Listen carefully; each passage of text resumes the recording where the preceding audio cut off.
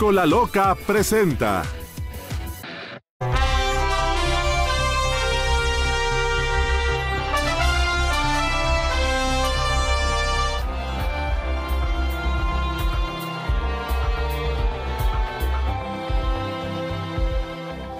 De la mañana saludamos a las personas que a partir de este momento se suman a nuestro programa a través de Telefórmula. Manuel, buenos días. Ciro, por la mañana, buenos días. Gracias por estar con nosotros la mañana de este viernes. Lourdes, buenos días. Ciro, Manuel, buenos días. Esta es la información. Estoy muy contento porque la Suprema Corte declaró constitucional la ley eléctrica. Fue una decisión histórica, patriota y en beneficio del pueblo de México, aseguró el presidente López Obrador. Dijo que ahora viene la discusión de la reforma constitucional en materia eléctrica, pero ya con lo que se avaló, la Corte se les alivianó la carga y con eso pueden rescatar a la Comisión Federal de Electricidad. Agregó que con lo que se votó ayer en la Corte, la mitad de los amparos que se han interpuesto quedan improcedentes.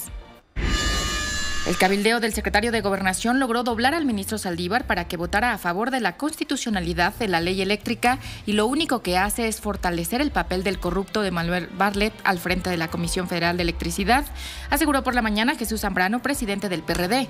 Reiteró que su partido, el PAN y el PRI, se mantienen y no van a avalar esa reforma eléctrica. La Secretaría de Salud registró ayer 32.216 casos de coronavirus, pero aclararon que más de 28.000 corresponden a casos de 2021. Además, se registraron 105 muertes por coronavirus, con lo que el número de personas que han fallecido en la pandemia, de acuerdo con las cifras oficiales, es de 485.544. En estos momentos el dólar interbancario se cotiza en 20 pesos con 14 centavos. Manuel. Bueno, pues Nariz Roja, Ciro, la Organización del Estado de Jalisco, que hace la revisión justamente de cómo están medicamentos, en este caso ahora medicamentos para personas, niños con tratamientos de necesidad por cáncer. Dice, más de 18,000 millones de pesos son las vidas, las miles de valiosas vidas perdidas por esta negligencia genocida. Es un estudio que está informando.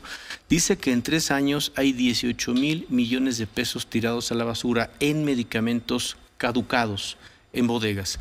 Es terrible, es una pesadilla y bueno, pues va más allá en este estudio que presenta Nariz Roja, porque pues en otra de sus publicaciones dice, compraron poco y lo poco se les caducó. No fue un error, es un genocidio.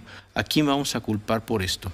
En letras amarillas, sobre un fondo negro, publica también en sus redes sociales, no tienen madre, 18,000 millones de pesos en medicamento caducado. Son más dañinos que el cáncer. No hay quimio. Es el hashtag que está moviendo luego de esta información que tiene Nariz Roja y que está circulando pues desde anoche, Ciro, en sus redes sociales. Uf. ¿No?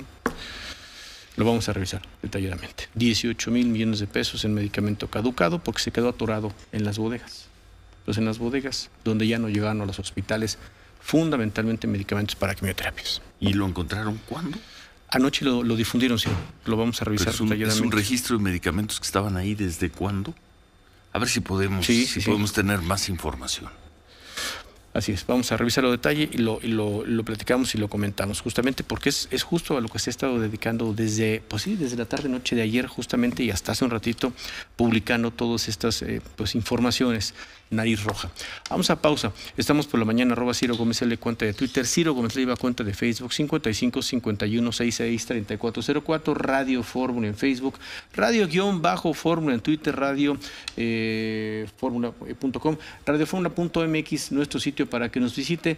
Estamos por la mañana, hacemos un corte, regresamos y le entramos entonces de lleno ya con Germán Martínez, con el senador Germán Martínez, con Roberto Gil, aquí en el estudio, sobre esto que el presidente dice, pues no está mal, la verdad es que no está mal lo que determinó ayer la Corte. Estima el presidente, y habrá que ver cómo, hasta la mitad de los procesos penales que están o legales en juicios solicitados por empresas, dice, se caerían.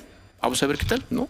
No da detalles el presidente, es una cuenta muy positiva en todo caso, si es que así fuese cierto. Vamos a pausa, volvemos.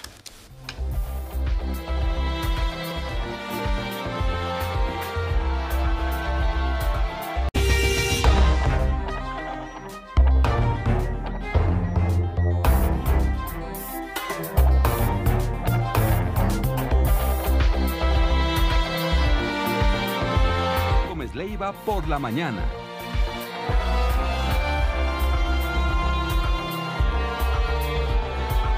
8:09, Roberto Gil, Germán Martínez, qué gusto tenerlos juntos esta mañana.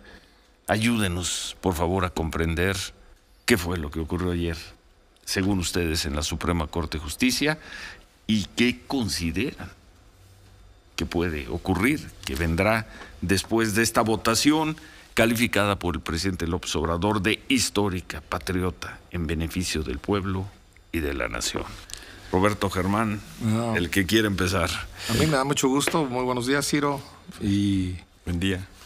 Que hable el que sí sabe derecho, que es el abogado Roberto Gil, y que de seguro ganó algunos amparos ahí en la corte. Él sí sabe cómo ganar amparos.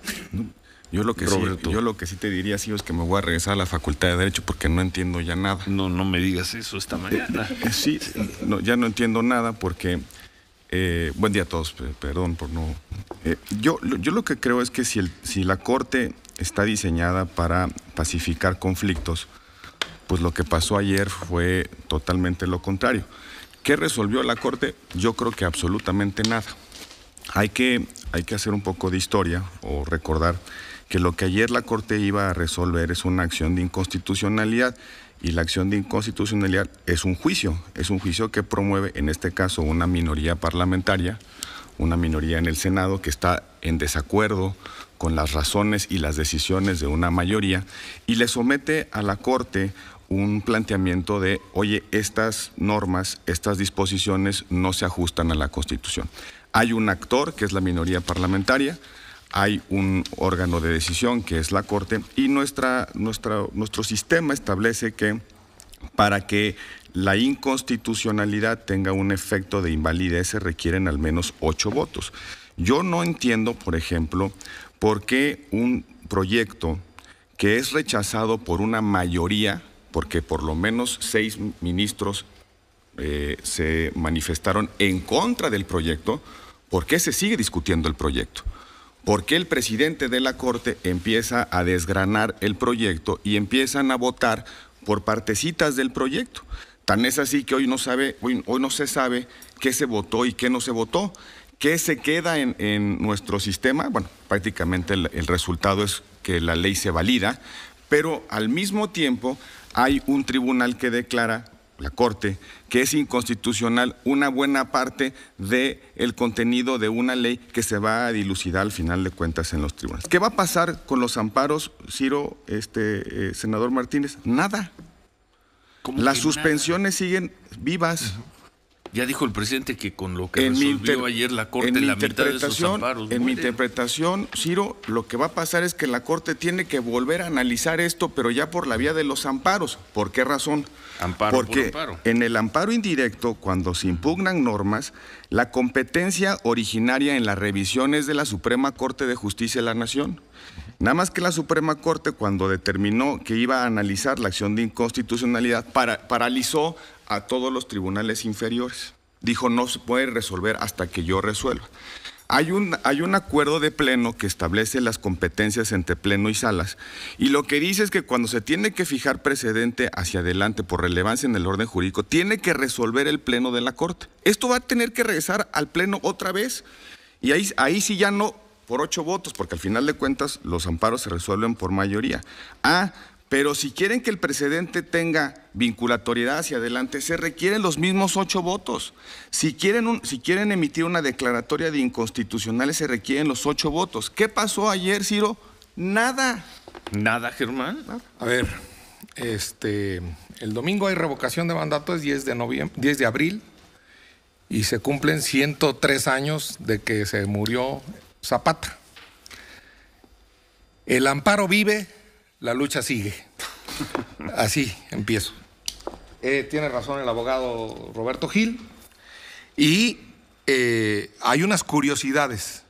Si el amparo vive, quiere decir que una mayoría declaró que es inconstitucional, pero la Constitución exige que sea una mayoría calificada, es decir, de 8 ministros. No se lograron. Faltó para uno. que se fumigara eso totalmente, el amparo muriera y eso se expulsara del mundo jurídico y fuera la nada. Esa ley no es la nada.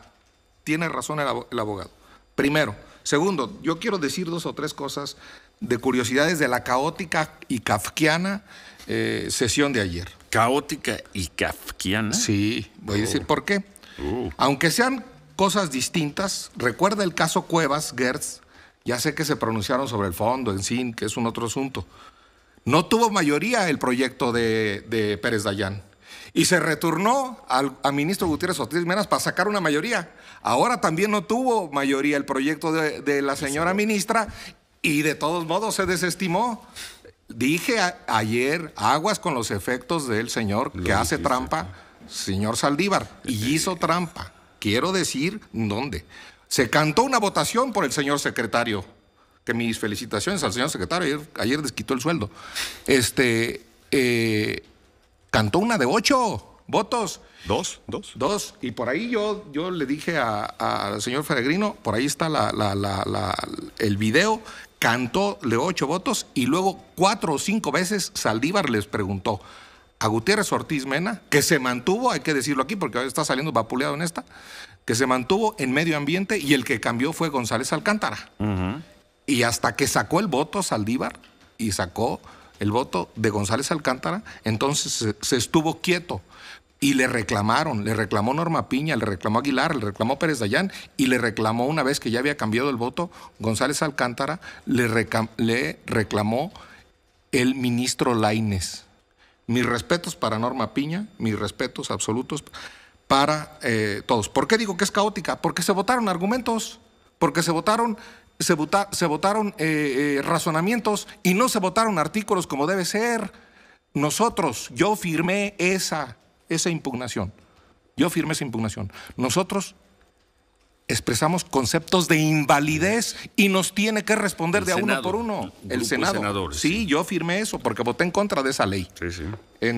Y como es un juicio, lo que se resuelven son las pretensiones de las partes. Luego, dicho otra cosa de trampas y de esto, es más de muy dura la palabra trampa, Germán. Sí, muy dura. ¿Por qué? Porque allí en la ponencia y porque en el mismo asunto están 2 asuntos pendientes, pero para que la fiesta de la revocación el domingo sea por eso dije lo del 10 de abril, para que la fiesta de la revocación sea lo mismo, todavía falta otro round importante. Una controversia de COFESE. Sí. Y una controversia del gobierno de Colima, que se metieron antes y que se van a resolver después, en prelación de tiempo. Ahí. Entonces, pero voy más, y lo dijo bien el abogado Roberto Gil, voy más. Las sentencias, esto lo dice Ana Laura Magaloni, una estudiosa del derecho del Poder Judicial, sirven para pacificar los conflictos con los argumentos que dicen los jueces. Lo dijo el abogado. Bueno, esta era la postura del brillante ministro de la primera etapa, Arturo Saldívar.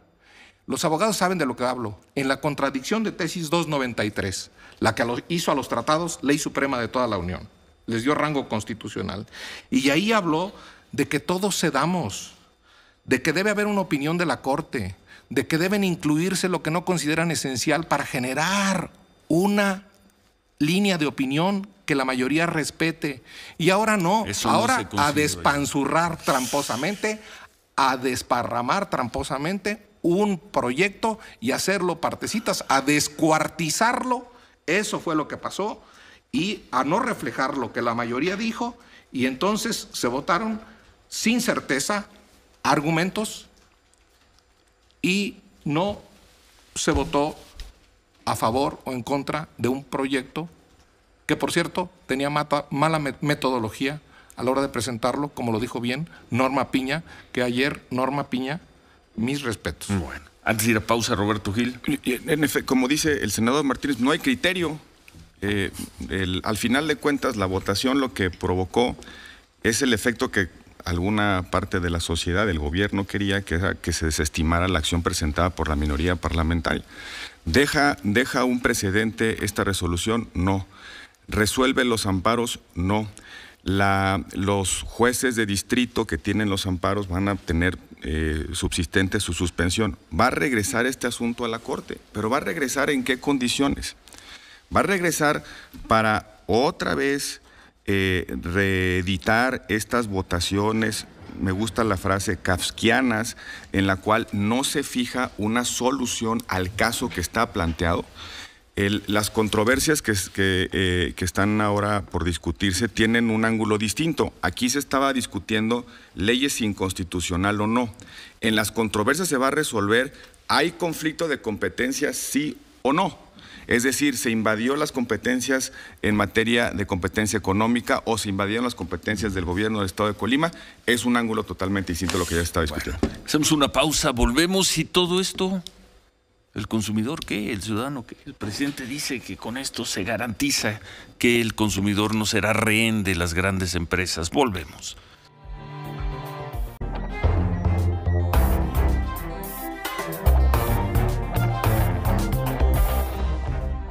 Continuamos con Ciro Gómez Leiva por la mañana.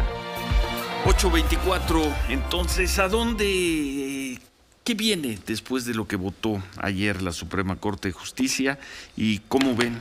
El presidente, pareció que hoy el presidente López Obrador le restaba importancia a lo que ocurrirá la próxima semana en Cámara de Diputados, a la votación sobre la reforma eléctrica que el presidente López Obrador durante tantos meses llamó a defender, a votar a favor, acusando a que quienes no lo hicieran se iban a poner en contra de la historia, en contra del pueblo, se iban a poner del lado de Carlos Salinas y no de López Mateos o de Lázaro Cárdenas.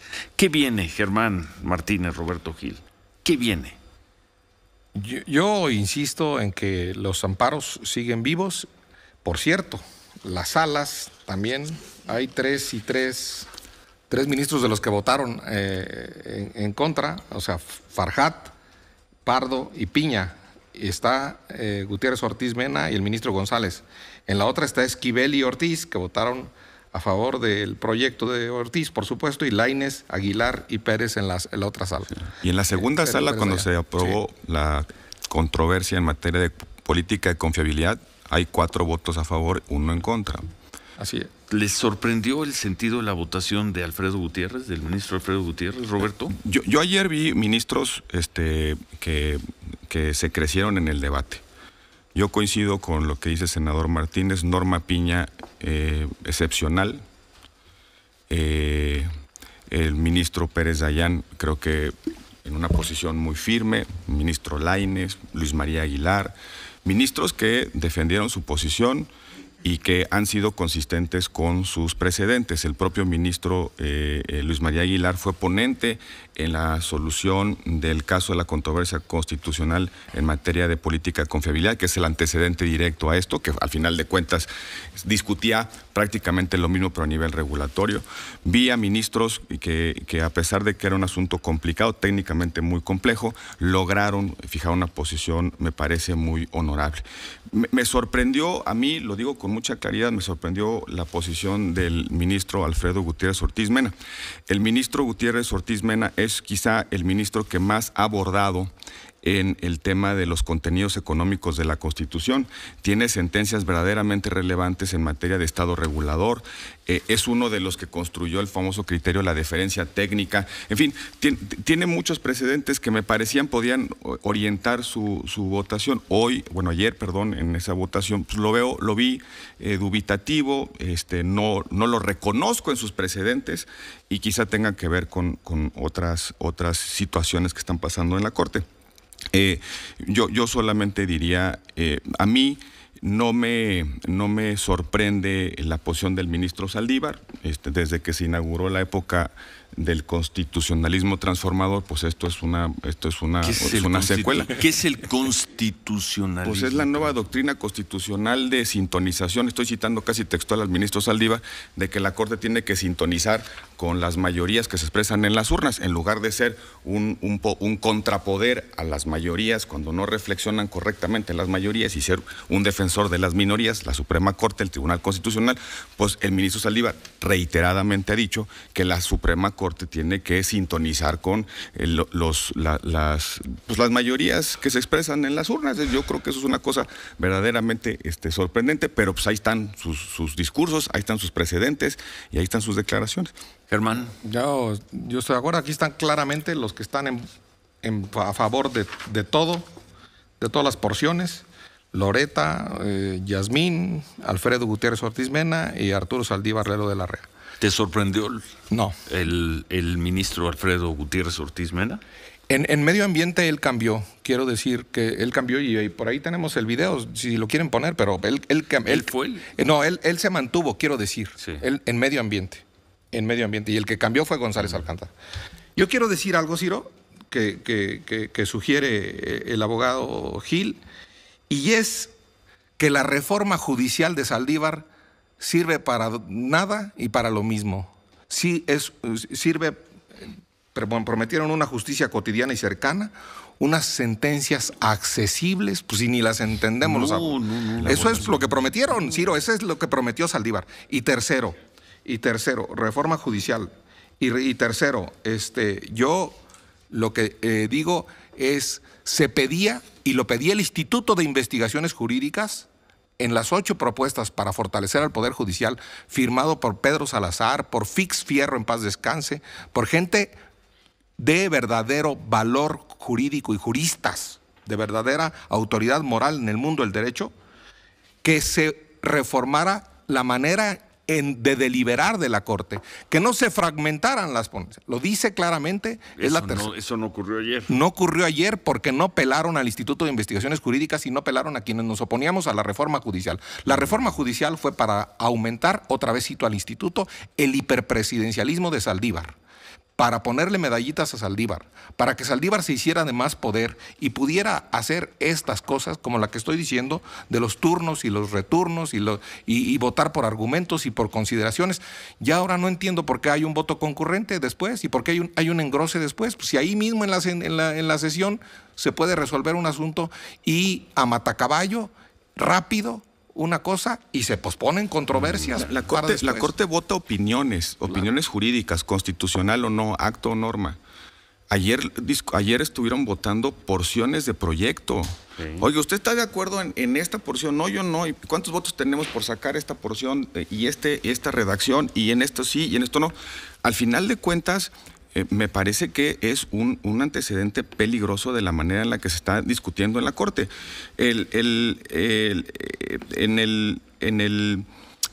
la racionalidad de resolver si una ley es inconstitucional o no, que ese es el propósito de este mecanismo, este es el fin de la Corte, hay una decisión, ¿hay una decisión sobre constitucional o no? La respuesta es no, no sabemos. Hay que esperar, nos dicen ahora que el engrose, yo no sé cómo va a ser ese engrose, porque hay tantas opiniones como fragmentos del proyecto.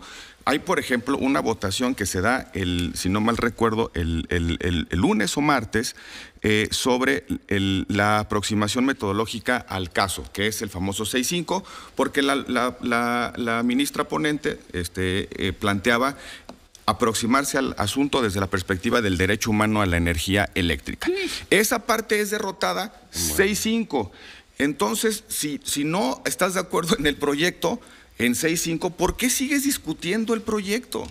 Pues sí. Esos son qué complicado. Yo por eso creo que lo que pasó ayer nos obliga a regresarnos a la Facultad de Derecho. Pues sí. Pues es complicado por eso, Ciro. Porque hay incongruencias. Porque hay ministros que dijeron que era inválido, argumentaron porque era inválido y votaron porque era válido. Pues ¿cómo no va a ser complicado, Ciro? Esa es la verdad. Hay incongruencias de ministros. ¿Adquiere más importancia o pierde importancia la votación de la próxima semana en Cámara de Diputados de la reforma eléctrica? Yo digo las sentencias de la Corte, sí. Una sentencia de un tribunal constitucional alemán o el del Tribunal Constitucional de los Estados Unidos de la Corte Suprema, pacificaría de inmediato. ¿Cámara de Diputados la próxima semana? Va a ser un aquelarre, va a ser un zafarrancho la sentencia. ¿Va a ser un zafarrancho? Va a ser un relajo. ¿Va a ser un zafarrancho, Roberto? Yo quisiera pensar que desde el punto de vista político, por la manera en la que el presidente se expresó de la resolución de ayer, ¿fue un triunfo político para el presidente? Sí lo fue. Se validó su política pública. Pírrico, ¿no? Sí, pero bueno, al final de cuentas la Corte sostuvo una pretensión de política pública que está plasmada en una ley. La pregunta política, Ciro, senador Martínez, es: ¿despresuriza esto o no la reforma constitucional? Pues ayer Ken Salazar inmediatamente dijo que iba a haber unos amparos. ¿Cuál pacificación? Si el embajador de los Estados Unidos se está quejando inmediatamente, no pacificó nada. No, lo que dice el todavía peor es que van a ir a paneles internacionales. Pues, claro. Sí, aquí yo veo dos escenarios, Ciro. A ver, quita presión a la reforma constitucional, el gobierno, al no tener los votos, desiste a hacer la reforma constitucional, o hay una negociación que inclusive pase por reconocer las 12 pretensiones de la oposición. A mí me preocupa mucho eso de que ya se están acercando 9. Pero si además de que la Corte no te pacifica un conflicto y la Corte se ve, digamos, vulnerable frente al poder político, y además se reforma la Constitución, esto en términos de certidumbre jurídica, de seguridad jurídica, de líneas rojas en términos del derecho, creo que sería todavía mucho peor escenario. Si después de lo que pasó en la Corte termina sucediendo una reforma constitucional, pues ahora sí que abróchense los cinturones, porque lo que sí está pasando, en el sector energético es: hay un modelo que no le gusta al presidente de la República. El presidente quiere regresar a las épocas de los monopolios. Sí. No le gusta la competencia, no le gusta transición energética, no le gusta la participación en iniciativa privada. Y eso es lo que está debatiéndose en la Corte y probablemente la próxima semana en la Corte. A ver, hacemos una pausa. Al regresar concluimos esta conversación con Roberto Gil y con Germán Martínez. Son las 8:35. Volvemos.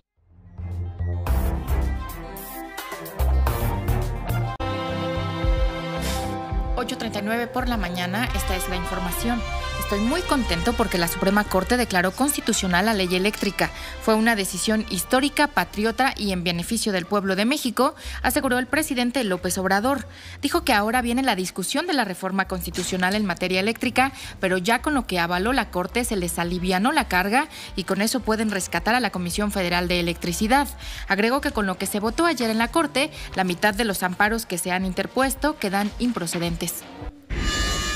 A Estados Unidos le preocupa que la ley de la industria eléctrica avalada ayer por la Corte abra la puerta a litigios sin fin y obstruya la inversión, aseguró en un comunicado el embajador de Estados Unidos en México. Sobre esto, el presidente López Obrador respondió que harían lo propio ante acciones de tipo jurídico. Dijo que respeta al embajador Salazar y entiende que en Estados Unidos hay presiones de las corporaciones, pero México es un país independiente. El cabildeo del secretario de Gobernación logró doblar al ministro Saldívar para que votara a favor de la constitucionalidad de la ley eléctrica y lo único que hace es fortalecer el papel del corrupto de Manuel Bartlett al frente de la CFE, aseguró por la mañana Jesús Zambrano, presidente del PRD. Reiteró que su partido, el PAN y el PRI, se mantienen y no van a avalar esa reforma eléctrica. En estos momentos el dólar interbancario se cotiza en 20 pesos con 14 centavos. Bueno, y concluimos esta conversación con Germán Martínez y con Roberto Gil.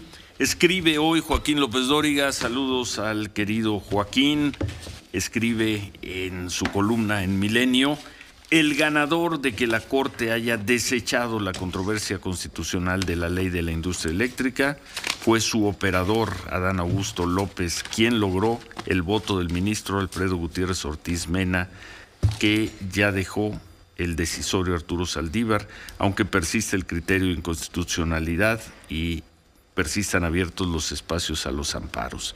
¿Están de acuerdo con esto, Germán? Yo creo que sí. ¿Roberto? Yo creo que sí. Germán. Yo creo que sí, y más rápido cae un hablador que un cojo. Que diga Arturo Saldívar si es presión, la de Fernando Gómez Montt, secretario de Gobernación, sí. Y ahora a Adán Augusto, igual. Yo creo que Adán Augusto... ¿Qué hizo? Recuérdanos qué hizo Fernando Gómez Montt. Pues cuando la guardería ABC fue a presentar alegatos. Yo creo que todos tenemos derecho a presentar alegatos, los senadores, el Poder Ejecutivo. Y lo acusó Arturo Saldívar hace un mes, sí, más o menos, ¿no? Entonces, ahora fue el secretario de Gobernación, Adán Augusto, a ¿Cuál es el problema que vaya el secretario? Ninguno es lo que estoy diciendo. Y si ven metro, por menos. Eso digo que más rápido que hay un hablador que un cojo. Pero yo aquí quiero decir que hay un responsable también. La oposición, el PAN, subieron a decir que apoyaban a Loretta Ortiz. Que se hagan cargo también. Y lo digo con palabras del senador Damián Cepeda. Damián Cepeda se queja de esto, de lo mismo que su compañero de partido de el PAN. Que no se vengan a cortar las venas, que no se vengan a rasgar las vestiduras. Por ella para que Santiago Krill es responsable de arreglijos con Adán Augusto para apoyar y con la oposición para apoyar a Loretta Ortiz para que fuera ministra.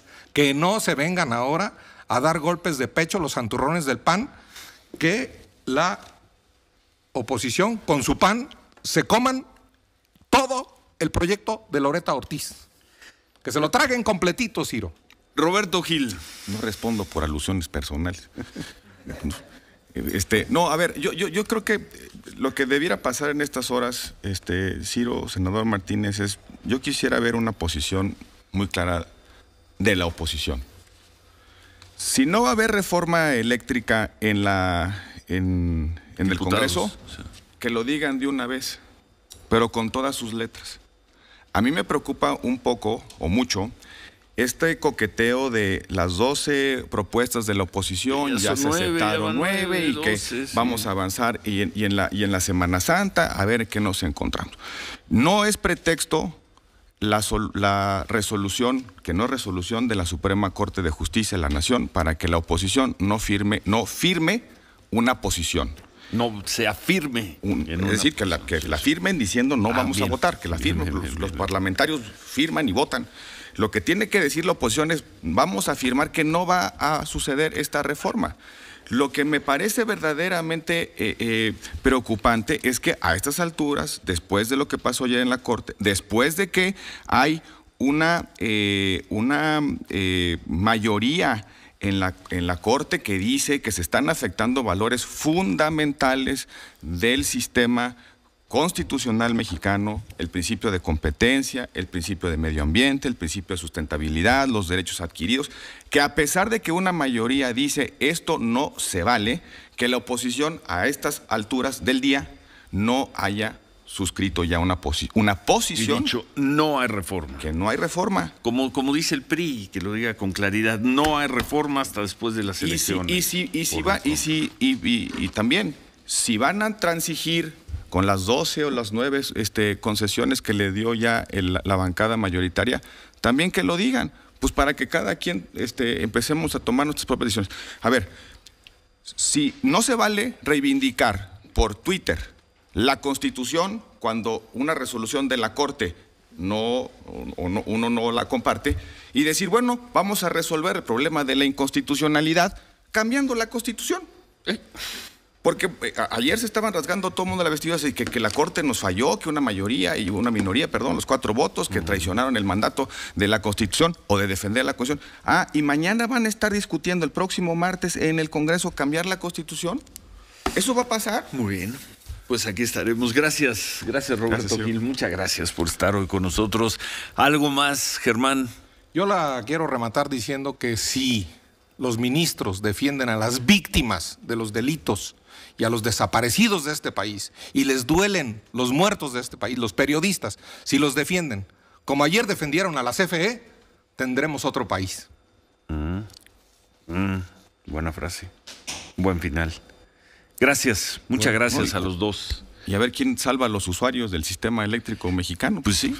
Sí. El presidente dice que con esto ya no serán rehenes de perversos intereses económicos. Y además el presidente dijo algo que es incorrecto. Dice, está probado que esa reforma, la reforma energética del 2013, se aprobó con corrupción.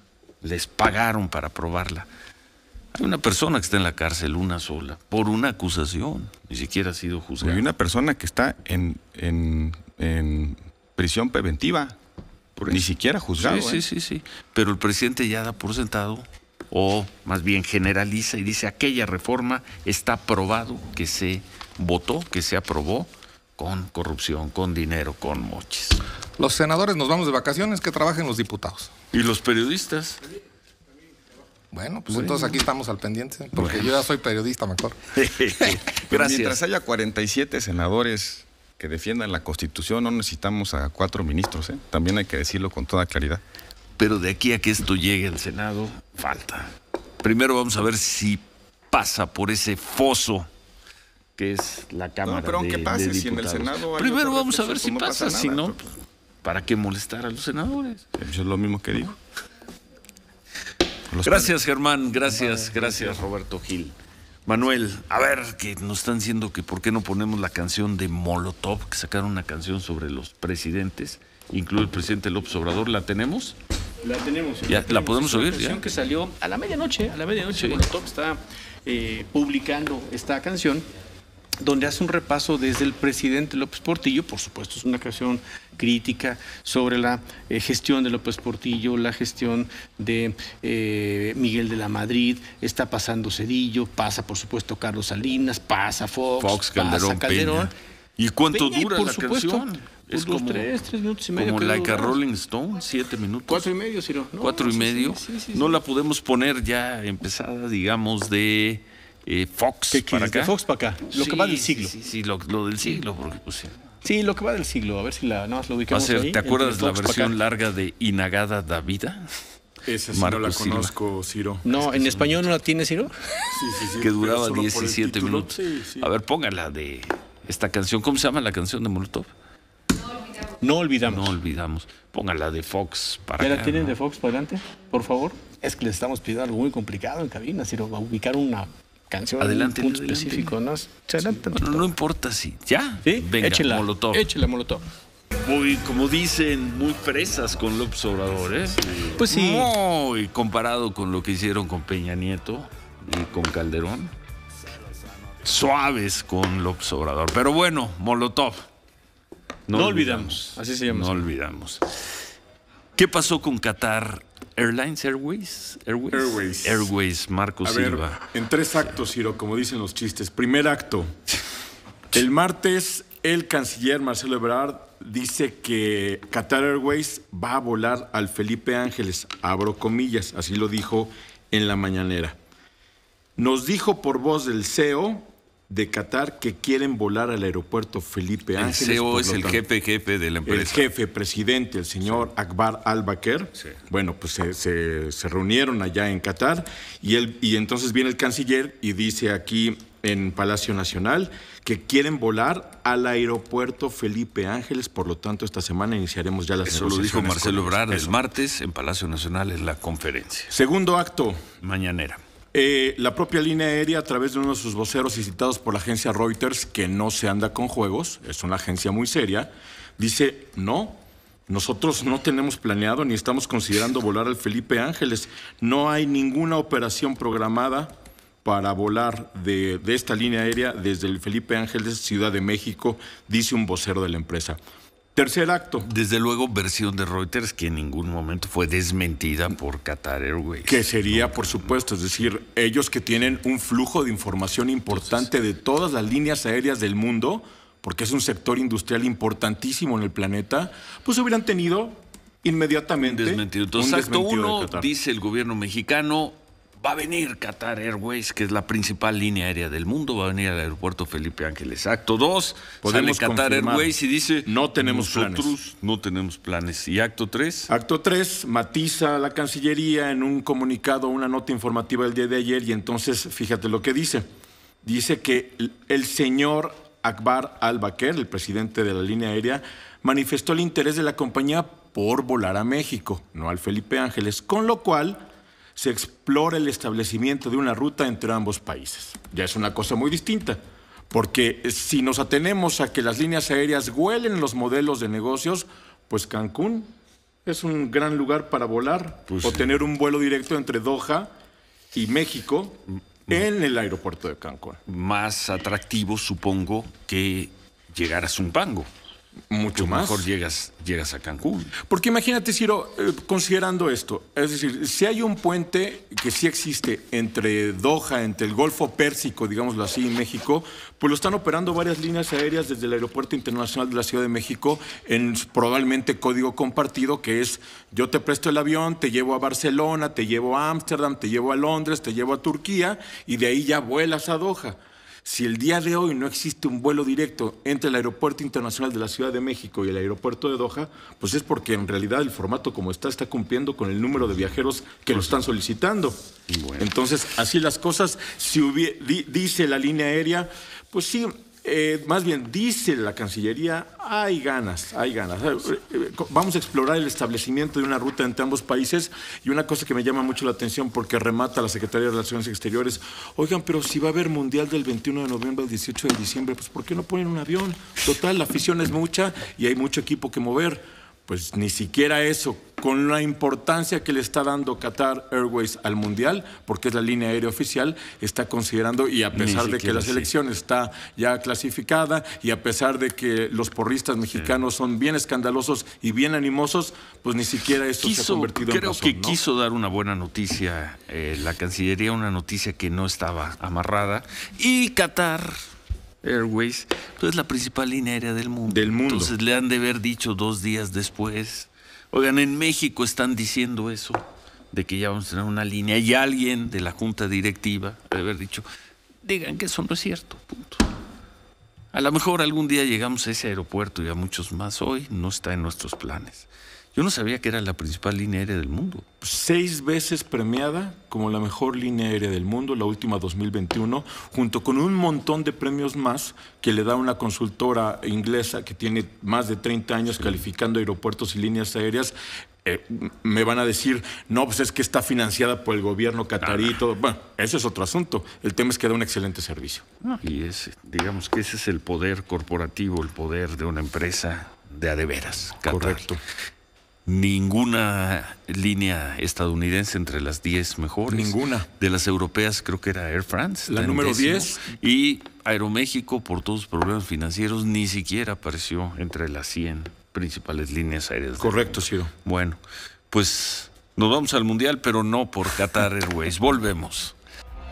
Cola loca, pegamento de locura. Cómpralo hoy mismo.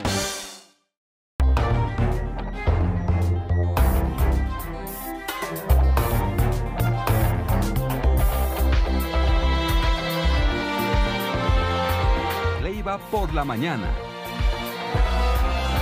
9:09, Manuel. Decía hace un ratito el señor Gerardo Martínez que la llegada de la ministra, hoy ministra Loreto Ortiz, a la Corte tenía que ver incluso por alguna especie de apoyo, cabildeo de Santiago Krill para poder lograr y los otros votos. senadores. Sí, y otros senadores, pero fundamentalmente y otros del PAN, panistas. ¿no? Panistas concretamente, para lograr que Loreto Ortiz fuese pues ministra de la Corte. Santiago Krill, que es vicepresidente de la Cámara de Diputados, nos ha pedido hacer un comentario precisamente a propósito de lo que dijo de él y esa razón el senador Germán Martínez. Te escuchamos, Santiago. Buenos días. Te escuchamos. Muy buenos días, Ciro. Muy buenos días, Manuel. Muchas gracias por abrirme el espacio. Efectivamente, escuché en la conversación que tuvo Germán Martínez con ustedes, que dijo que yo había tenido arreglos con el secretario de Gobernación en torno al nombramiento de la ministra Loreta Ortiz. Eso es totalmente falso, es una mentira. Con el secretario de Gobernación lo único que acordamos fue el establecimiento de 7 mesas temáticas para abordar un diálogo que ya habían aceptado ellos y que incumplieron en todos sus términos. Eso es lo que te quería yo decir, porque pues me parece muy grave esa acusación, y más que yo la haya llevado a la mesa del secretario de Gobernación cuando solamente tratamos los temas del diálogo político concernientes a la problemática nacional, no a nada específico. Y el propio secretario de Gobernación, sé que ahora no está dando muchas entrevistas, pero si las diera, se le pudiera preguntar y sería la misma respuesta y el mismo comentario que estoy yo haciendo. Germán, ahí falta la verdad. Muchas gracias, Santiago. Al contrario, muchas gracias por el espacio. Gracias, Ciro. Gracias, Manuel. Gracias.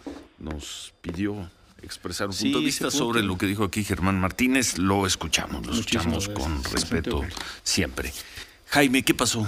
Ciro Manuel, muy hoy en la buen día. mañana Hoy en la mañana para México, efectivamente. Sí. Un nuevo ataque ruso a una estación de tren en el este de Ucrania esta mañana dejó al menos 39 muertos y 90 heridos, dijeron las autoridades ucranianas, en lo que pareció ser un ataque provocado hacia un punto principal de evacuación para muchas personas que trataban de huir de la zona del este de Ucrania antes de que la ofensiva de Rusia se intensificara. Los andenes de la estación en la ciudad de Kramatorsk, se llama esta ciudad, habían estado atascados en los últimos días con gente que se apresuraba a ir a zonas más seguras hacia el oeste de Ucrania. Las autoridades dijeron que había unas 4,000 personas en la estación de tren en el momento del ataque, la mayoría de ellas mujeres, niños y personas mayores. Con la guerra entrando en su 7ª semana, este ataque pareció continuar una estrategia rusa de atacar a civiles, de atacar infraestructura que ha devastado a ciudades como Kharkov y como Mariupol, con la intención de desmoralizar a la población, de desmoralizar al gobierno de Ucrania. Y así lo mucho que le importa a Putin la expulsión de Rusia del Consejo de las Naciones Unidas de Derechos Humanos. Como si nada, avanza la guerra, los ataques brutales continúan. Además, el Ministerio de Defensa ruso calificó de una provocación las informaciones que señalaban a Rusia como responsable de este ataque. El presidente de Ucrania, Volodymyr Zelensky, que ha pedido enérgicamente a Occidente que vaya más lejos para contrarrestar a Rusia, acusó a Moscú de destruir cínicamente a la población civil de Ucrania y dijo: a falta de fuerza y valor para luchar con nosotros en el campo de batalla, ellos, los rusos, están destruyendo cínicamente a la población civil. Este es un mal que no tiene límites y si no se castiga, nunca se detendrá. Gracias, Jaime. Gracias, Ciro. Gracias, Jaime Anchustegui. Muchas gracias por sus comentarios.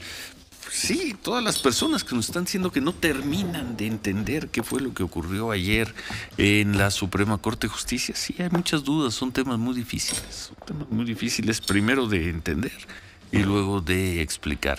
Lo cierto es que el Congreso votó el año pasado una ley eléctrica. Recibió muchísimas impugnaciones esa ley. Un grupo del Senado, también la Comisión Federal de Competencia Económica y el Gobierno de Colima presentaron un recurso ante la Suprema Corte de Justicia para que la Suprema Corte de Justicia dijera si es constitucional o no, si era constitucional o no eso que había votado el Congreso. Ayer la Suprema Corte analizó el recurso que habían presentado los senadores y por un mínimo de votos, cuatro votos, bastaban 4 votos para que se considerara constitucional. Se obtuvieron ayer. Nos dice la gente, pero ¿cómo? Si la mayoría de los ministros votaron en contra, dijeron esa ley no es constitucional. Pues porque así son nuestras leyes. Se necesita una mayoría calificada que no se alcanzó ayer. Se necesitaban 8 votos para quitarle la constitucionalidad, para determinar que esa ley no era constitucional. Solo hubo 7 votos. Eso fue lo que pasó. Dice el gobierno de Estados Unidos, dicen especialistas que ahora van a venir una gran cantidad de amparos y que tarde o temprano, vía amparos, esta ley va a regresar a la Suprema Corte de Justicia.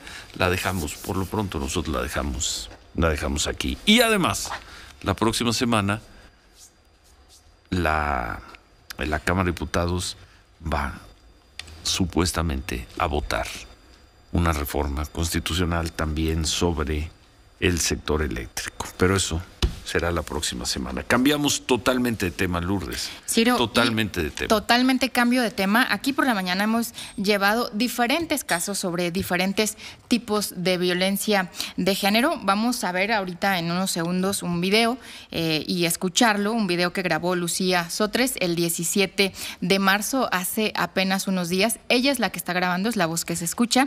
En este video aparece su mamá Patria y el hombre que aparece pues agrediéndolas en estas imágenes es su tío, esposo de la hermana de su mamá, de la señora Patria.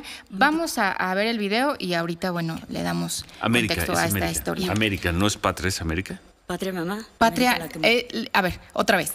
Este video lo grabó Lucía Sotres. En este video aparece la mamá de Lucía, que es la señora Patria.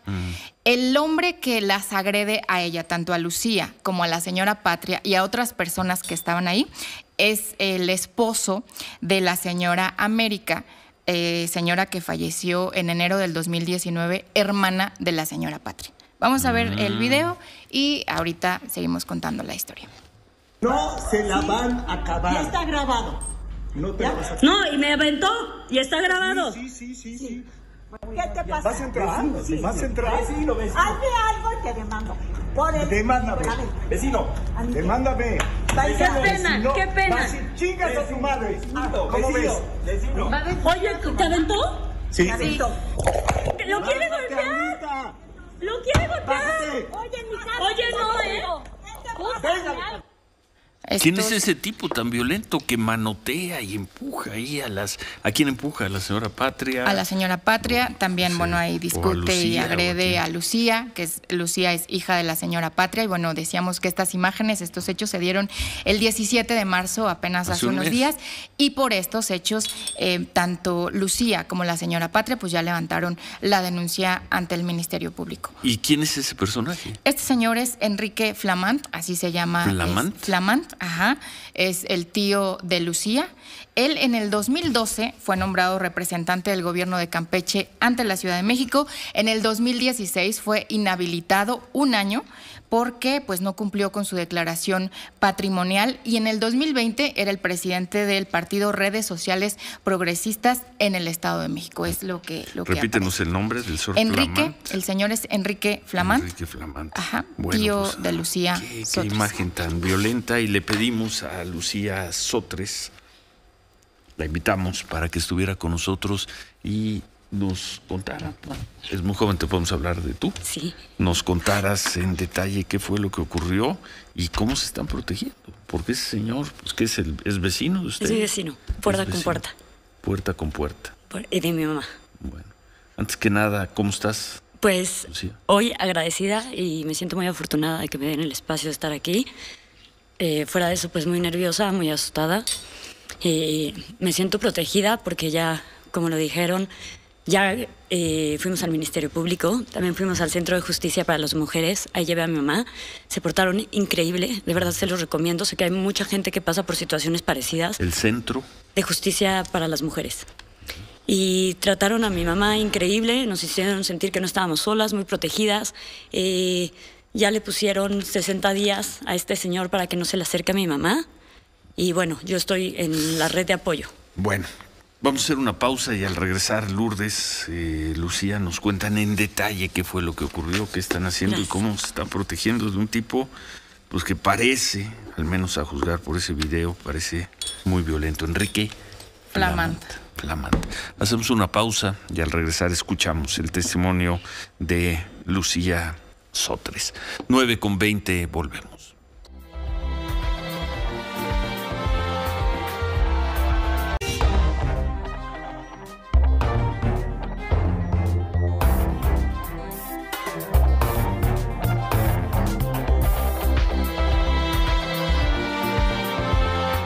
Gómez Leiva por la mañana. 9:24, Lourdes. Estamos platicando con Lucía Sotres. Ella, bueno, está denunciando a su tío, Enrique Flamant, porque el 17 de marzo, pues las agredió estando dentro de su casa a ella y a su mamá, la señora Patria, por estos hechos. Ambas levantaron una denuncia ante el Ministerio Público y también ante el Centro de Justicia para las Mujeres. Y bueno, cuéntanos, ¿por qué pasó esto, Lucía? ¿Qué llevó a que este señor, tu tío, Enrique Flamant, pues las agrediera de esta manera, y qué es lo que ustedes pues están buscando? Perfecto. Bueno, lo primero es que mi mamá, junto con sus dos hermanas, es dueña de una copropiedad en Pedregal, donde deciden construir 3 casas grandes y un departamento chiquito. Y deciden que cada una se queda una casa, y el departamento era para mi abuela, para que ahí viviera. Cada una toma posesión de su casa, mi tía, la que falleció, mi mamá otra y otra tía. Y el departamento vive mi abuela. Cuando mi abuela deja de estar ahí, mi mamá es divorciada, mi papá nunca vio por nosotros. Entonces, entre hermanas deciden hacer el pacto de que mi mamá, en lugar de vivir pues con mi hermano y conmigo, que somos poquitos, en una casa tan grande, nos fuéramos al departamento de mi abuela, lo adaptáramos, y mi mamá pudiera rentar la casa y así pues tener ingreso. Eso es un acuerdo que hacen entre hermanas, entre dueñas, las tres estando de acuerdo, y entre ellas deciden que mi mamá va a pagar una renta. Obviamente era una renta simbólica, ya que el departamento es muy pequeño, y sobre todo pues lo que querían era ayudar a mi mamá. Entonces así ha estado. Mi mamá ha rentado su casa durante muchos años, y hace 3 años, como lo decías, mi tía fallece, la esposa del señor Enrique Flamand, y mi mamá tenía en renta su casa, se estaba rentando con una familia divina, se van a vivir a Canadá y la casa queda libre. Entonces va mi mamá con los que siempre se la han rentado, dice que quiere rentar la casa, claro que sí, ponen en renta la casa y de repente pues pasa el tiempo y no van, se nos hace muy raro. Hablamos para ver qué pasa y resulta que mis primas, hijas del señor Enrique Flamand, mandan una carta donde no están de acuerdo que mi mamá rente su casa. Vamos, obviamente, tema de abogados, claro que mi mamá puede rentar su casa, la vuelven a poner en renta, y hace aproximadamente 3 semanas, no, un poquito más, porque esto fue el 17 de marzo, antes del 17 de marzo, una semana antes, van a ver la casa, la corredora, con un matrimonio, ella embarazada, y a la hora que mi mamá abre para que pasen el portón, o sea, para que vean las casas, es un portón eléctrico, y es donde justo él nos agrede. Y ahí llegamos a las casas. El señor sale junto con su hija. ¿Tu tío? Mi tío, exacto. Y les empieza a decir a la corredora y a los que están ahí que no pueden rentar la casa, que no se atrevan a rentar la casa, y que si se atreven, les iba a traer ahí al Ministerio Público, a la policía. Obviamente mi mamá intenta calmar el asunto. No, a ver, no se preocupen, no, esto está arreglado, yo ya fui. Evidentemente, no rentan la casa, ¿no? Nadie quiere entrar cuando te están diciendo que te van a traer a la policía, al Ministerio Público. Y estamos hablando de un señor de 2 metros que... Mire, este señor Flamand. Sí, 2 metros, tiene mucha personalidad, mucho carácter, entonces les voy a traer. Bueno, no se renta la casa. Ahí está la imagen. No se renta la casa. Y el 17 de marzo, unos amigos míos, una pareja de amigos, me piden ver la casa de mi mamá, como amigos, como, ay, enséñame la casa de tu mamá, que no se ha rentado, qué mal, no sé qué. Les enseño la casa y a la hora que voy saliendo me encuentro a mi prima, la que vive ahí. Él tiene 2 hijas, una ya no vive ahí, otra sí, solo una, la que es un año más chica que yo. Cierro la puerta, salgo con mis amigos caminando a su coche y veo a mi prima tomándoles a ellos videos, a mis fotos, al coche, y entonces yo le digo... La prima. Perdón, ¿se te perdió algo? Papá, baja, no sé qué es. Lucía está rentando la casa, está enseñando la casa. Y yo, ¿qué está pasando, no? Total, que vamos caminando al coche, yo con mis amigos, ay, no, qué pena. Llegamos al coche y bueno, bájate, cabrón, puto, te voy a partir la madre, vas a conocer el infierno. Yo todavía, no, perdón. Ellos como que queriéndose, pues ya ir, ¿no? Yo, no, perdón. En automático yo ya estaba, nada más gritaba, háblenle a la policía, mi mamá. Este señor agarra y con la mano, no con bat, no con nada, con la mano, abolla la puerta del coche de mi amiga. Así estaba. ¡Pam! Van a conocer el infierno, ahora sí van a verlo, que no sé qué. Y yo, mamá, voy por mi mamá, llámale a la policía. Mi tío se puso como loco. Sale mi mamá sin saber que, ya entre que no escucha, tiene 65 años, y sale ella de ¿qué? Y es lo que ven, ¿no? Y ahí se da el... Ajá. A ver, con esa explicación, hacemos una pausa, vamos a volver a ver el video ya con la explicación que nos acaba de hacer Lucía. No se la van a acabar. Ya está grabado. No, y me aventó. Y está grabado. Sí. ¿Qué te pasa? Vas a entrar. Sí, lo ves. Y ahí empuja a tu mamá. El que van a poner, o sea, ahí mamá ya camina, literal, llega ahí, intenta separar. ¿Cómo ves? Y... Oye, ¿te aventó? Sí. ¿Lo quiere golpear? Ahí es justo donde yo voy por mi mamá está caminando, saliendo del departamento. Y ahí él quiere que se baje, ¿no? Obviamente asustando, no van a rentar esta casa. Mi amigo, por apoyarnos, dice, no, sí, vecino, ¿no? ¿Qué? Pum. Ahí mamá intenta separar y es donde la avienta. Y yo volteo y le digo, ¿te aventó? Sí. Bueno, o sea, quiero que se imaginen si ven a este señor aventando a su mamá, ¿no?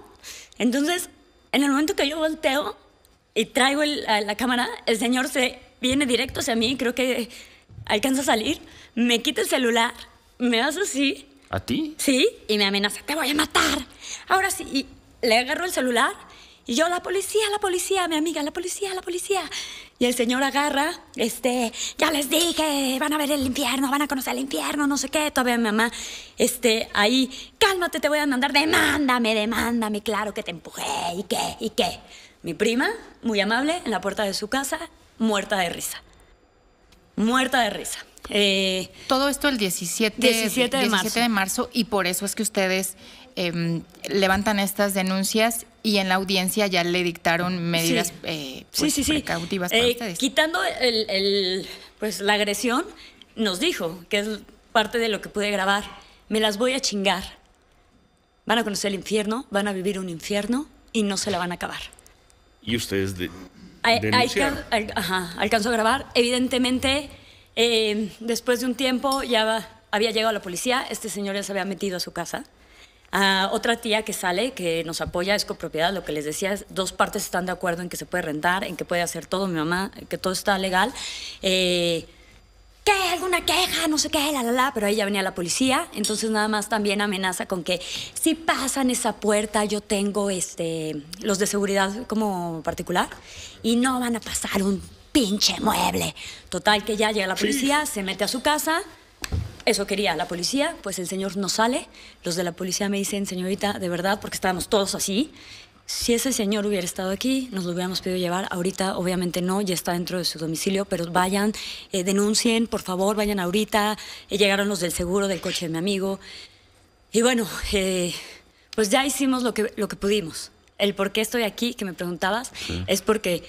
Perdón, ya hicieron lo que pudieron, presentaron una denuncia. Ajá. Fui al Ministerio Público, ahí yo declaré, me checaron lo del brazo, checaron a mi mamá. Obviamente ya se imaginan el jalón que le dio ese señor de 2 metros a una señora de 65 años. Pues, bueno, como es, ¿no? El tiempo que tenemos que estar ahí, que te tomen la declaración, que sí, se le va a ¿Denuncia notificar. por qué, Lourdes? Fue denuncia de hechos, ¿no? Y entiendo de que hechos. no. Sí, denuncia de hechos. ¿Ante quién? ¿Ante el Ministerio? El Ministerio Público, Lucía, yo. Y tu mamá ante el Centro de Justicia para las Mujeres. En el ministerio, mi mamá entra en mi red de apoyo y en lo de la violencia, yo entro en su red de apoyo. Y bueno, la verdad es que hoy por hoy estamos aterradas. Ya nos la cantó, ya nos Además, dijo. viven ahí, puerta con puerta. Puerta con puerta. El departamento, o sea, la casa que renta mamá está del otro esquina. Pero mi departamento está pared con pared. O sea, yo escucho cuando el señor baja su escalera.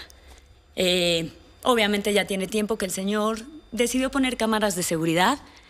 Nosotros no tenemos acceso a ellas cuando es un área común, ¿no? No las puso en la entrada, o sea, no las puso para llegar a ver el ratero, las puso donde están nuestros coches, y la otra en el jardín dirigiéndose a la casa de mi mamá.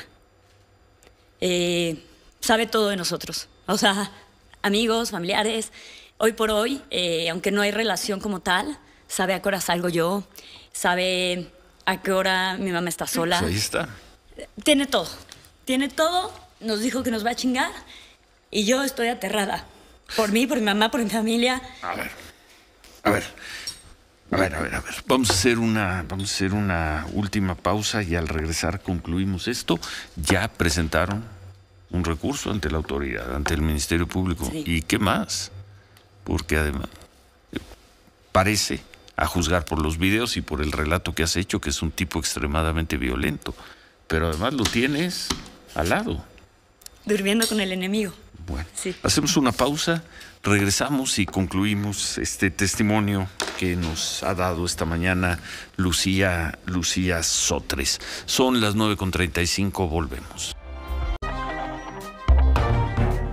Ciro Gómez Leiva por la mañana. 9:39 por la mañana, esta es la información. Estoy muy contento porque la Suprema Corte declaró constitucional la ley eléctrica. Fue una decisión histórica, patriota y en beneficio del pueblo de México, aseguró el presidente López Obrador. Dijo que ahora viene la discusión de la reforma constitucional en materia eléctrica, pero ya con lo que avaló la Corte se les alivianó la carga y con eso pueden rescatar a la Comisión Federal de Electricidad. Agregó que con lo que se votó ayer en la Corte, la mitad de los amparos que se han interpuesto quedan improcedentes. A Estados Unidos le preocupa que la ley de la industria eléctrica, avalada ayer por la Corte, abra la puerta a litigios sin fin y obstruya la inversión, aseguró en un comunicado el embajador de Estados Unidos en México. Sobre esto, el presidente López Obrador respondió que harían lo propio ante acciones de tipo jurídico. Dijo que respeta al embajador Salazar y entiende que en Estados Unidos hay presiones de las corporaciones, pero México es un país independiente. El amparo vive y la lucha sigue. La sesión de ayer en la Corte fue caótica y kafkiana, aseguró por la mañana el senador Germán Martínez.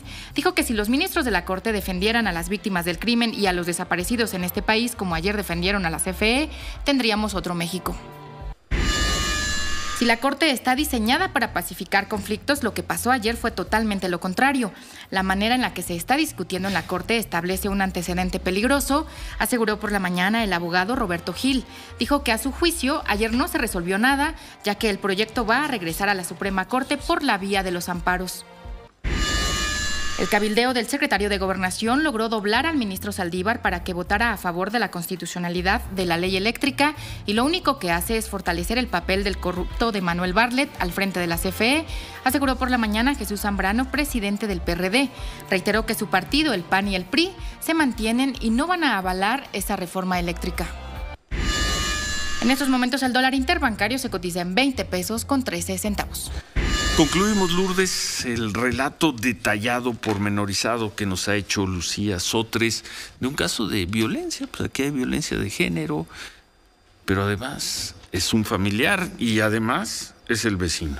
Y es su vecino. Y al parecer un personaje muy, muy agresivo. Sí, que es lo que ya describió Lucía, lo que vimos en las imágenes que pasaron hace unas semanas ahí en su casa, porque dices que es tu vecino, pero pues prácticamente son las 3 casas, como describes, dentro de un mismo predio. Sí, las 3 casas grandes, el departamento donde estamos mi mamá y yo, 4 pues en total, contando que una es el departamento. ¿Y ahora qué sigue, Lucía? Porque ustedes ya denunciaron que es en este caso lo que les correspondía, pero pues ahora qué sigue, porque finalmente siguen viviendo juntos. Claro. Sí.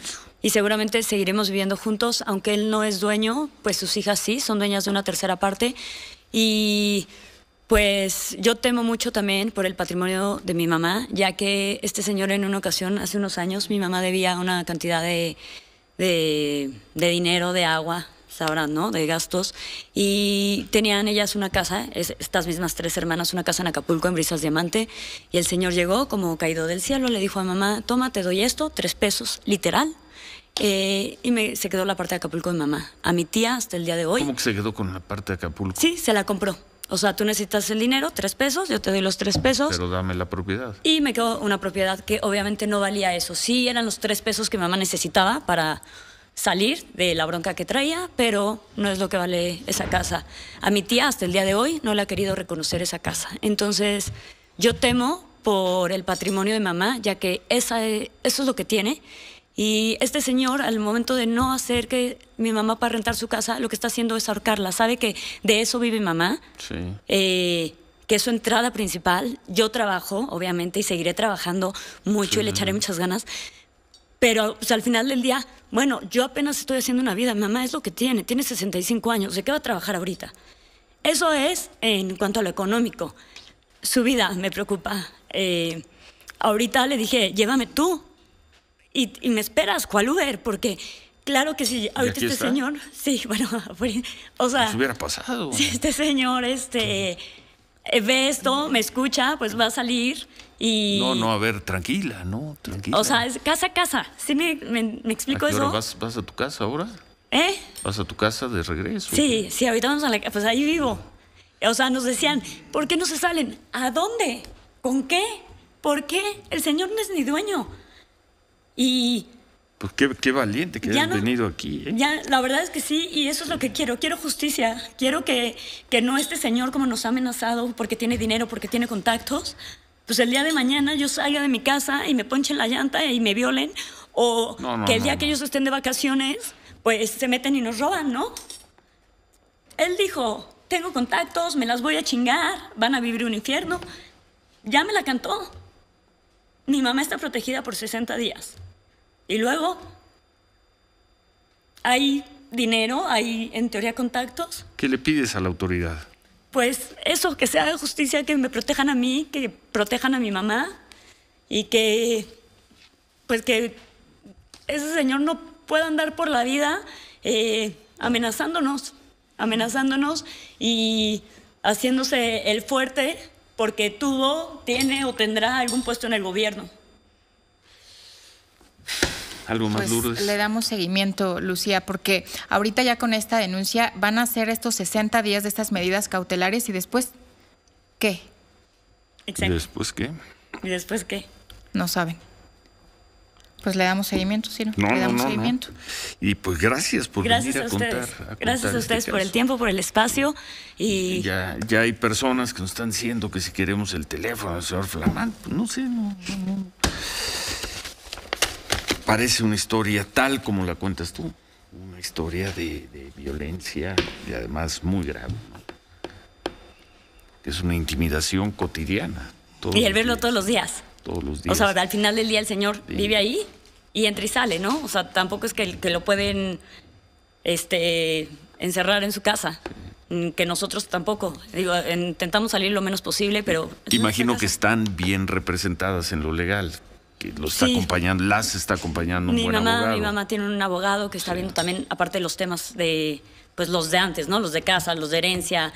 Mi mamá, ahí son 3 hermanas, fuera de eso tienen otros temas con otras 2, entonces... Pues aquí quedamos, Lucía. Gracias. Y vamos, no vamos a soltar el caso. Se los agradezco muchísimo, muchísimo. Gracias. Gracias a ustedes. ¿Algo más, Que tengan Lourdes, bonito sobre el día. tema? Pues nada más, Ciro, nada más. Gracias. Gracias. Gracias a Lucía. ustedes. Gracias.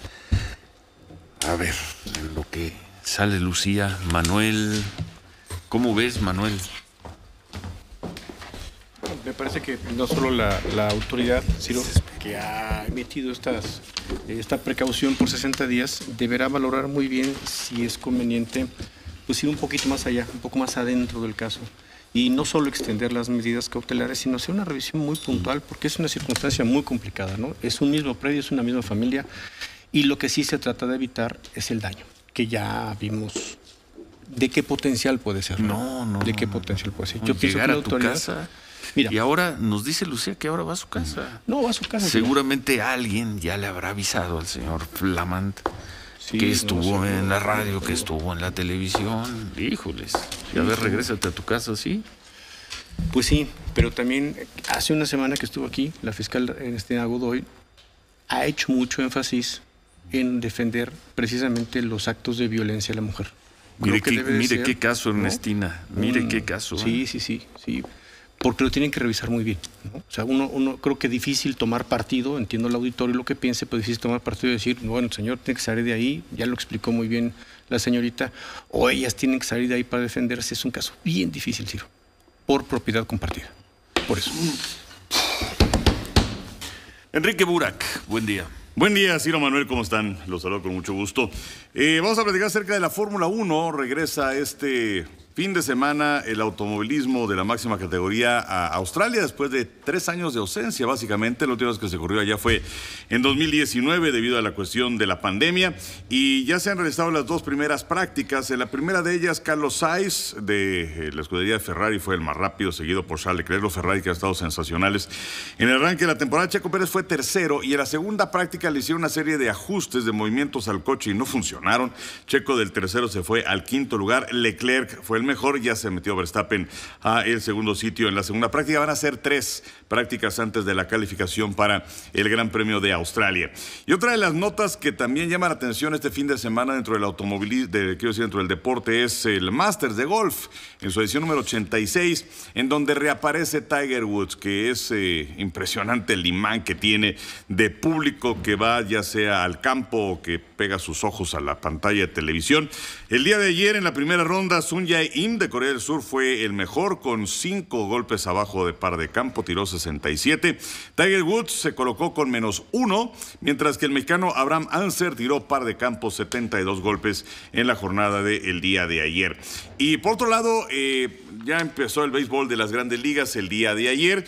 Pero también dentro de unas semanas empieza la Liga Mexicana de Béisbol y tomaron una determinación que me parece muy extraña, porque dicen, es cierto, tenemos que hacer algo con los partidos que se hacen largos, a veces son demasiado largos, a veces duran 3 horas y media, 3 horas 45, y pues ahora los partidos que se disputen en martes y miércoles van a ser a 7 innings.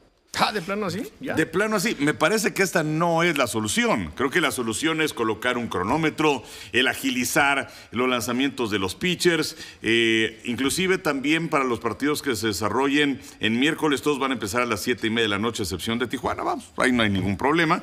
Pero las visitas que se hagan al montículo, esas van a tener también un cronómetro, van a durar 30 segundos y bajaron de 4 visitas a 3 las que se hagan con los pitchers.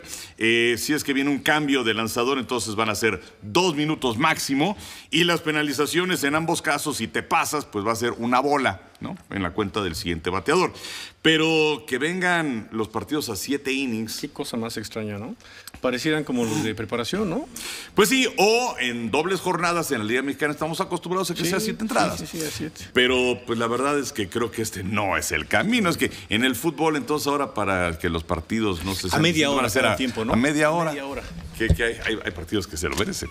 Pero bueno, de cualquier forma, creo que no es el camino, creo que no es la forma. Por cierto, se habla de que estarían interesados en tener franquicias tanto en Querétaro como también en Chihuahua, en la Liga Mexicana de Béisbol, pero yo no estoy de acuerdo con esta medida. Martes y miércoles, partidos de 7 innings. ¿No? Oye, empieza hoy un torneo. Y los lunes a 4. Sí, no, imagínate, peor, ¿no? Pues no. O sea, la verdad es que no me gusta esta determinación del Liga. Oye, empieza hoy un Interligas, una cosa rara, ¿no? Aquí en el, ¿cómo se llama? En el estadio Harpelú. ¿Un Interligas? Un Interligas, van a jugar los Olmegas de Tabasco contra Tijuana hoy, y así van a estar jugando creo que 2 semanas. Bueno, son partidos de pretemporada. Sí, de pretemporada, ¿no? Sí. Pero todos aquí y creo que en Puebla. Sí, exactamente. Pero bueno, pues la Liga Mexicana de Béisbol que creo que viene de temporadas importantes, ¿no? Como que ha resurgido. Fue muy difícil el asunto de la pandemia, porque aquí no era como en grandes ligas, en donde podías abrir el parque sin gente, ¿no? Sin gente no se puede. Entonces se suspendió de plano una temporada, regresaron a la campaña anterior. Pero bueno, pues creo que esta no es la medida para que los partidos terminen más pronto. También decirles acerca del fútbol mexicano, en donde el día de ayer se jugó un partido pendiente de la jornada 9. Pachuca le gana 2-1 a Tigres, y de esta forma Pachuca es el mejor equipo del fútbol mexicano. Tienen 28 puntos por 26 de Tigres. ¿Qué no es el Cruz Azul? No, el Cruz Azul está colocado en el quinto lugar de la tabla. Pero es el mejor equipo. Ah, bueno, eso sí. Eso. Ahora, ya depende de cómo determinas quién es el mejor, ¿no? Si no es en base a puntos. Pero, pues Cruz Azul, que por cierto estará visitando al conjunto de Mazatlán. El día de ayer, en esta jornada, que es la número 13 de 17, está acabando. El Atlas le gana 2-1 a Necaxa. El día de hoy, Pumas estará visitando a Puebla. Mazatlán recibe a Cruz Azul. Para mañana, San Luis frente a León, Toluca, Guadalajara, Monterrey, Santos, América frente a Juárez. El domingo, Querétaro, Tigres, y el lunes, Pachuca en contra de Tijuana en la jornada del fútbol mexicano. Este fin de semana estará reapareciendo Gennady Golovkin, este boxeador sensacional que, bueno, tuvo aquellas 2 peleas en contra de Canelo Álvarez. Estará enfrentando a Ryota Murata, que es un boxeador japonés. La pelea va a ser en Saitama. Y bueno, pues esto tiene que ver con la pelea del Canelo Álvarez, que tiene proyectada para septiembre, porque si Canelo Álvarez gana su pelea el próximo 7 de mayo frente a Dmitry Bivol, un boxeador ruso, y si Golovkin gana este combate de este fin de semana, entonces los dos se van a enfrentar en septiembre para completar esta trilogía. Si uno de los dos pierde, pues entonces echa a perder aparentemente este negocio. Golovkin el día de hoy cumple 40 años y viene de una ausencia de 16 meses de los cuadriláteros. Su último combate fue en diciembre del 2020. En este momento es campeón de peso medio de la Federación Internacional de la Organización Internacional de Boxeo. Y Murata, que en su momento fue campeón olímpico, es campeón de la Asociación Mundial de Boxeo. Y el básquetbol de la NBA este domingo concluye la campaña regular. Ya están los equipos, los 6 que califican directamente al play-off y también los 4 que van directamente al play-in. Pero bueno, ayer Nikola Jokic del equipo de Denver se convierte en el primero en la historia que una temporada tiene 2,000 puntos, 1,000 rebotes, 500 asistencias y va a ser por segundo año seguido el jugador más valioso. No te vayas, mira lo que dice el gobernador Alfaro. Está presentando así en sus redes sociales este video. Venga. Corran el video, para que vean con quién están. Me da mucho gusto estar con Checo aquí en su casa, preparando cosas muy padres para llevar el nombre de Jalisco a todos los rincones del mundo. Estoy muy feliz y orgulloso de llevar a Jalisco por todo el mundo y espero darles muchas alegrías a todos los jaliscienses. A seguirle. Australia pasó por Suerte en Australia. Jalisco, le queda medio lejos, Enrique, pero bueno, pues ahí está. ¿Cómo? Teletransportó. Se teletransportó. ¿No? Pero bueno, Checo Pérez que ha tenido, o sea, no reflejada en puntos como tal, pero una buena temporada, ha tenido mala fortuna Checo, pero bueno, pues a ver cómo le va ahora en Australia. Bueno, muy bien. Nada más. Sí, los ganadores, bueno, muchas gracias. Por favor, adelante. O sea, ganadores, no queremos que haya gente frustrada. No, señor, puro ganador, aquí puro ganador. Bueno, ganadores de los boletos para el domingo en el Centro Cultural Teatro número 1, aquí Ciudad de México, La Fábrica de Chocolate, 2 boletos con su copia de identificación a partir de ya, aquí en las instalaciones de Grupo Fórmula, Avenida Universidad 1273, a un lado del metro Coyoacán. Bueno, Rosa María Cervantes Villalobos, Cristina Esquivel, Elizabeth Gutiérrez, Olga Chagoya, María Ruiz. Tienen aquí sus boletos dobles, se diviertan, la pasen muy bien. Próximo domingo, 11:30 de la mañana. Próximo domingo. Próximo domingo. Es la obra de Broadway. Es que es un homenaje en vida. Muchas gracias. Homenaje en vida, Enrique. Puedes decir pasado mañana o este domingo. Nos vemos próximamente. Nos vemos próximamente. Sí, creo que sí es próximamente, ¿verdad? ¿Y donde nos veamos? Así nos encontramos. Gracias. Se quedan con Javier Poza. saludamos. Buen fin de semana, pásela muy bien. Con la Loca presentó